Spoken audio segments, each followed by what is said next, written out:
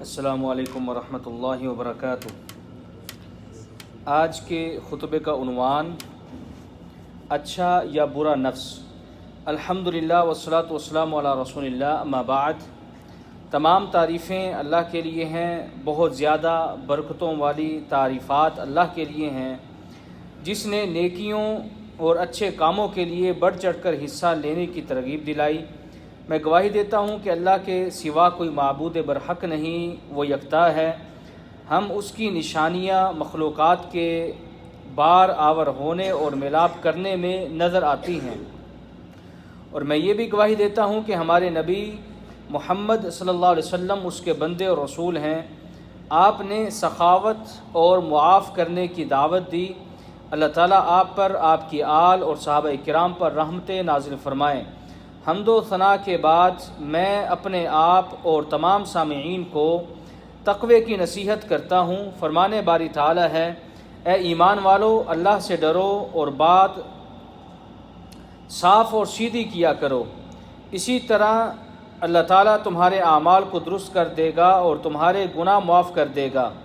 اور جس شخص نے اللہ اور اس کے رسول کا کہا مان لیا، اس نے بڑی کامیابی حاصل کر لی۔ فرمانے باری تعالی ہے، وَفِي ذَلِكَ فَلْيَتَنَافَسِ الْمُتَنَافِسُونَ، یعنی جنت میں داخلے کے لیے مقابلہ کرنے والوں کا مقابلہ کرنا چاہیے۔ مسلمان اطاعت گزاری کے لیے بڑھ چڑھ کر حصہ لیتا ہے، نیکی میں تاخیر نہیں کرتا، کیونکہ زندگی مختصر ہے اور موت کا وقت مقرر ہے۔ اسی لیے عقل مند و دانشور رکاوٹ پیدا ہونے سے پہلے ہی نیکیاں کما لیتا ہے۔ یہی وجہ ہے کہ نیکی کے لیے تیز اور سست رو برابر نہیں ہو سکتے۔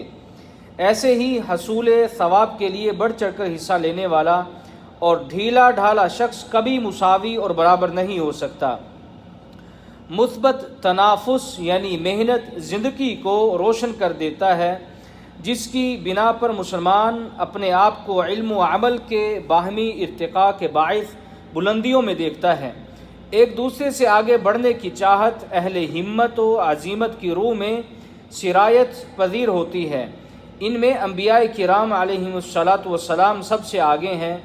چنانچہ اللہ نے نبی موسیٰ علیہ السلام اس وقت رشک کرتے ہوئے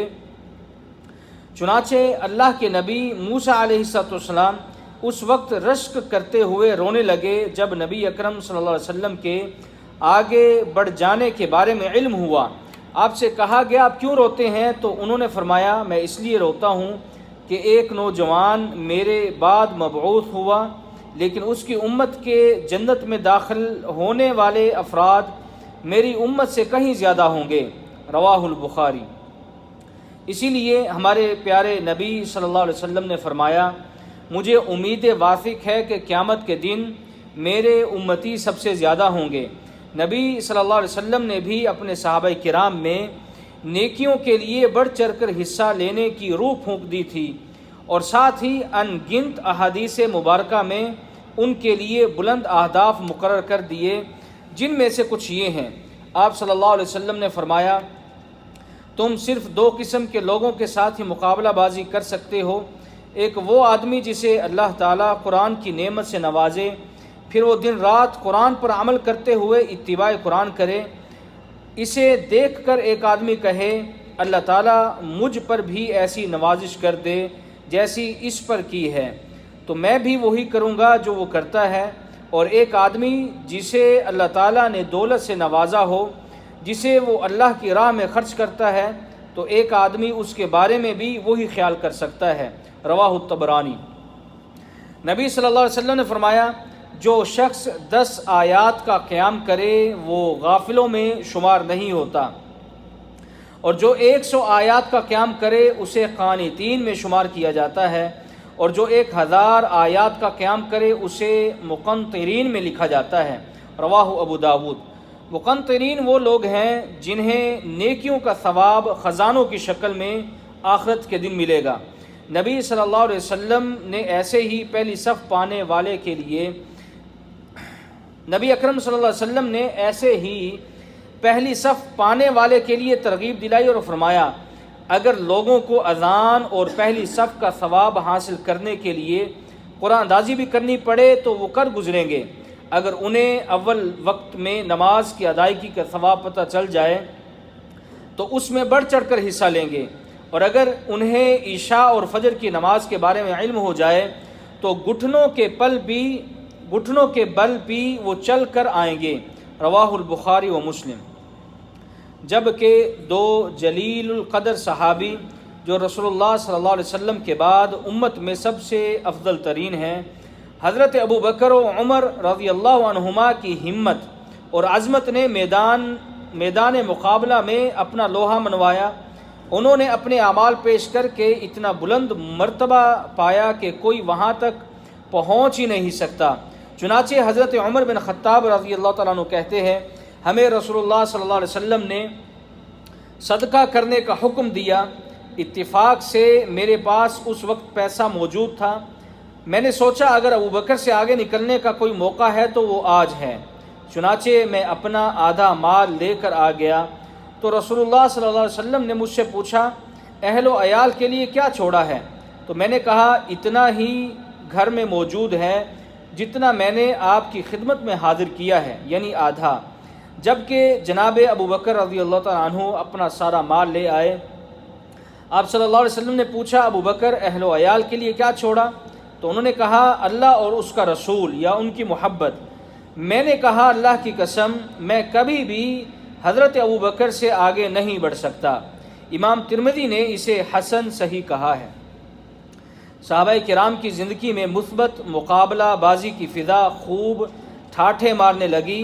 انہوں نے اوقات کو قیمتی جانتے ہوئے زندگی سے فائدہ اٹھایا، جس کی وجہ سے مقام و مرتبہ اور علم عمل میں بلند مقام حاصل کیا، بلکہ انہیں اہل فضل و سبقت کہا جانے لگا۔ فرمان نبوی ہے، میری امت میں سے جنت میں 70,000 افراد بغیر حساب کتاب کے داخل ہوں گے۔ ایک آدمی نے فوراً کہا، اللہ کے رسول، اللہ سے دعا کیجئے کہ مجھے بھی ان 70,000 بغیر حساب کتاب کے جنت میں داخل ہونے والوں میں سے اللہ شمار کر لے۔ آپ صلی اللہ علیہ وسلم نے فرمایا، یا اللہ اسے ان میں شامل فرما لے۔ پھر ایک اور شخص نے یہی بات کہی تو آپ صلی اللہ علیہ وسلم نے فرمایا، عکاشہ تم پر بازی لے گیا ہے۔ رواہ مسلم۔ نبی صلی اللہ علیہ وسلم نے احد کے دن صحابہ کرام میں اسی مقابلے بازی کو برانگیخت کرنے کے لیے فرمایا، کون اس تلوار کا حق ادا کرے گا؟ چنانچہ ابو دجانہ سماک بن خرشہ رضی اللہ عنہ کھڑے ہوئے اور کہا، میں اس کا حق ادا کروں گا۔ اس کا حق کیا ہے؟ آپ نے فرمایا، اس کے ساتھ کسی مسلمان کو قتل نہیں کرنا اور کسی کافر کو چھوڑنا نہیں ہے۔ تو آپ صلی اللہ علیہ وسلم نے یہ تلوار ان کے ہاتھ میں تھما دی۔ امام حاکم نے مستدرک میں اسے روایت کیا ہے۔ ابو دجانہ بہت ہی نڈر صحابی تھے۔ رسول اللہ صلی اللہ علیہ وسلم نے اپنے صحابہ کرام کی تربیت ہی نیکی، بھلائی اور اطاعت گزاری کے لیے مقابلہ بازی پر کی۔ چنانچہ حضرت ابو ہریرہ رضی اللہ تعالیٰ عنہ کہتے ہیں کہ غریب صحابہ اکرام نبی اکرم صلی اللہ علیہ وسلم کے پاس آئے اور عرض کیا کہ اے اللہ کے رسول، اہل مال و ثروت بلند درجات اور دائمی نعمتوں کو لے اڑے ہیں۔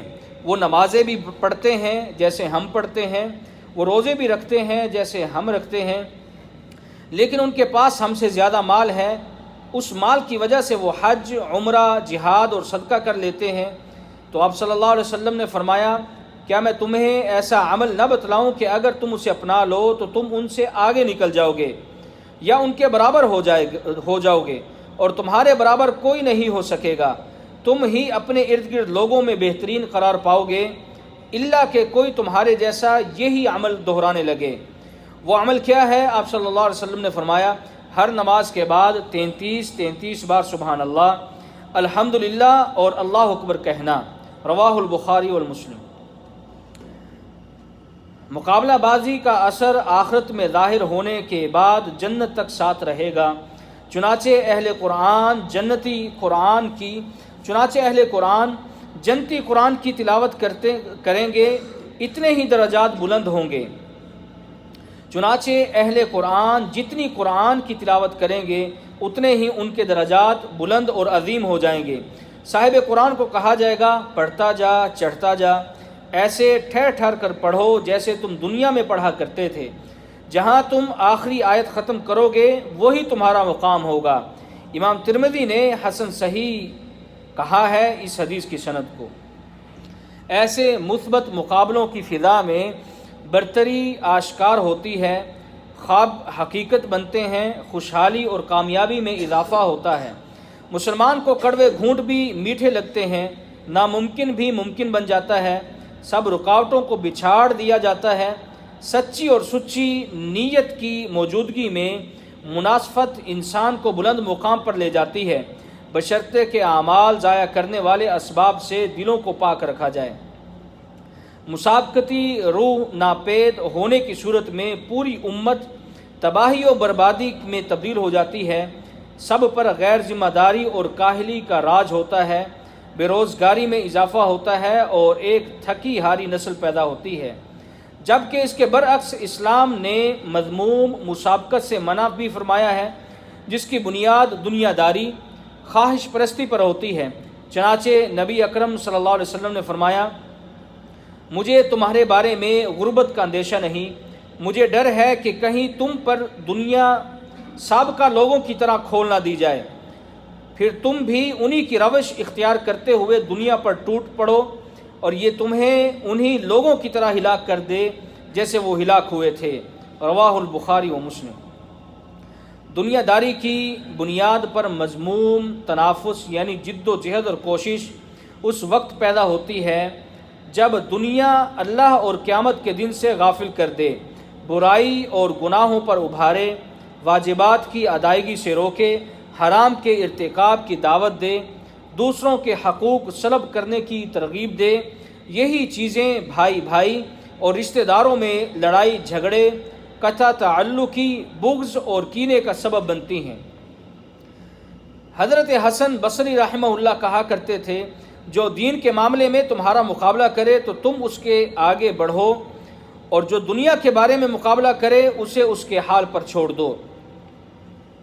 حسد مہلک ترین تنافس کا سبب بنتا ہے، اسی کی وجہ سے اسلامی بھائی چارہ تار تار اور امن و امان دیگر گوں ہو کر رہ جاتا ہے، کیونکہ حاسد اپنے بھائی سے نعمت زائل ہونے کی تمنا رکھتا ہے اور بسا اوقات اس کے لیے اپنے زور بازو کو بھی آزماتا ہے۔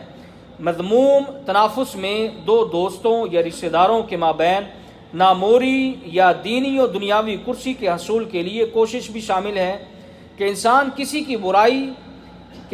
کسی کی برائیاں، دشمنی و بغض کی بنا پر ذکر کر کے مذمت تو بیان کر دے، لیکن اس کی خوبیوں سے مکمل پہلو تہی کرے۔ فرمان باری تعالی ہے، اور بسا اوقات مذموم تنافس کی وجہ سے سنگ دلی، تحقیر، سرکشی، زیادتی اور زبان درازی تک نوبت پہنچ جاتی ہے۔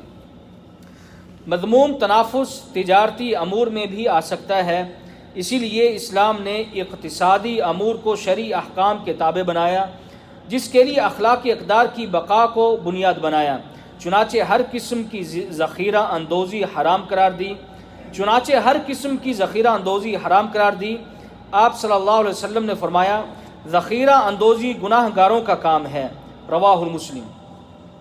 اسی طرح ہیلے، بہانے، ملاوٹ، ابہام، دھوکہ دہی اور فراڈ حرام قرار دیا ہے، اور فرمایا جس شخص نے ملاوٹ کی وہ ہم میں سے نہیں۔ رواہ مسلم۔ اسی طرح آپ صلی اللہ علیہ وسلم نے ذہنی طور پر کمزور افراد کو اضافی اختیارات عطا فرمائے، جیسے کہ ابن عمر رضی اللہ عنہما کی حدیث میں ہے کہ ایک شخص نے نبی اکرم صلی اللہ علیہ وسلم سے عرض کیا کہ لوگ مجھے تجارت میں دھوکہ دے جاتے ہیں، تو آپ صلی اللہ علیہ وسلم نے فرمایا، جب بھی کوئی بیع کرو تو کہہ دیا کرو کوئی دھوکہ نہیں چلے گا۔ رواہ بخاری والمسلم۔ فرمانے باری تعالی ہے، اپنے رب کی بخشش اور ایسی جنت کے حصول کے لیے بڑھ چڑھ کر حصہ لو جس کی چوڑائی آسمان اور زمین کے برابر ہے، اور اسے متقین کے لیے تیار کیا گیا ہے۔ مذموم تنافس میں سیٹلائٹ چینلز کی طرف سے لوگوں کو دھوکہ دہی کے ساتھ گناہوں کی ترغیب کی دوڑ میں شامل ہے کہ شیطان ان کے لیے گناہوں کو اچھا بنا کر پیش کرتا ہے، اور وہ واضح خسارے پر مقابلہ کرنے پر دوڑ پڑتے ہیں، جن سے عقل، فطرت اور اخلاق سب برباد ہو جاتے ہیں۔